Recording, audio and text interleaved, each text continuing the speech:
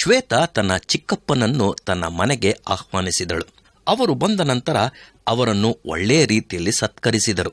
ಶ್ವೇತಾಳ ಪತಿ ರಾಜು ಹಾಗೂ ಚಿಕ್ಕಪ್ಪ ಮಾತಾಡುತ್ತಾ ಇರುವಾಗ ಚಿಕ್ಕಪ್ಪ ಶ್ವೇತಾಳ ಅತ್ತೆ ಮಾವನ ಬಗ್ಗೆ ಕೇಳಿದರು. ರಾಜು ಸಹ ಉತ್ಸಾಹದಿಂದ ಅವರು ಇಲ್ಲಿ ನಮ್ಮ ಮನೆಯ ಪಕ್ಕದಲ್ಲೇ ಇದ್ದಾರೆ ಅಂದನು. ಹಾಗಾದರೆ ಸಂಜೆ ಅವರನ್ನು ನೋಡಬೇಕು ಅಂದರು ಚಿಕ್ಕಪ್ಪ. ಪ್ಲಾನ್ ಮಾಡಿದ ಹಾಗೆ ರಾಜು ಮತ್ತು ಚಿಕ್ಕಪ್ಪ ಹೋಗಿ ಶ್ವೇತಾಳ ಅತ್ತೆ ಮಾವನನ್ನು ಭೇಟಿಯಾದರು. ಅದಾದ ನಂತರ ಚಿಕ್ಕಪ್ಪ ತನ್ನ ಮನೆಗೆ ಹೊರಟು ಹೋದರು. ಆದರೆ ಶ್ವೇತಾ ತನ್ನ ಮುಖವನ್ನು ಉದ್ದ ಮಾಡಿಕೊಂಡು ತನ್ನ ಗಂಡನ ಜೊತೆ ಮಾತಾಡದೇ ಇದ್ದಳು. ಆಫೀಸ್ನಿಂದ ರಾಜು SMS ಮಾಡಿದರೂ ಪ್ರಯೋಜನವಿಲ್ಲದೆ ಹೋಯಿತು.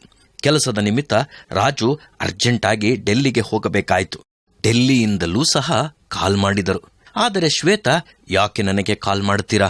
ನಿಮಗೆ ನಾನು ಸತ್ತೇನು ಅಂದಳು.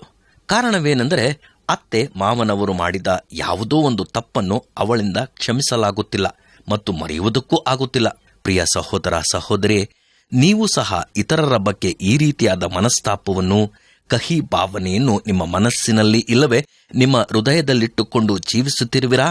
ನೋಡಿರಿ ಪ್ರಿಯರೇ, ಸೂರ್ಯನು ಮುಳುಕುವ ಮುಂಚೆ ನಮ್ಮ ಕೋಪ ತಣ್ಣಗಾಗಬೇಕು. ಕೋಪವನ್ನು ನಿಮ್ಮ ಹೃದಯದಲ್ಲಾಗಲಿ ಮನಸ್ಸಿನಲ್ಲಾಗಲಿ ಉಳಿಸಿಕೊಳ್ಳಬೇಡಿರಿ. ಕೋಪವನ್ನು ಬಿಟ್ಟು ಬಿಡಿರಿ. ಇಂಗ್ಲಿಷ್ ನುಡಿಕಟ್ಟು ಏನು ಹೇಳುತ್ತದೆ ಗೊತ್ತಾ? Anger 1 letter short of danger. ನೋಡಿರಿ, ಈ ಕೋಪ ನಿಮ್ಮ ಆರೋಗ್ಯವನ್ನು ಕೆಡಿಸುತ್ತದೆ. ಅಷ್ಟೇ ಅಲ್ಲದೆ ಇತರರೊಂದಿಗೆ ಇರುವ ಸ್ನೇಹವನ್ನು ಸಹ ಕೆಡಿಸುತ್ತದೆ. ಮತ್ತೊಬ್ಬನ ಮೇಲೆ ತಪ್ಪು ಹೊರಿಸುವುದಕ್ಕೆ ಕಾರಣವಿದ್ದರೂ ತಪ್ಪು ಹೊರಿಸದೆ ಒಬ್ಬರಿಗೊಬ್ಬರು ಸೈರಿಸಿಕೊಂಡು ಕ್ಷಮಿಸಿರಿ. ದೇವರು ನಿಮ್ಮನ್ನು ಕ್ಷಮಿಸಿದಂತೆಯೇ ನೀವು ಕ್ಷಮಿಸಿರಿ.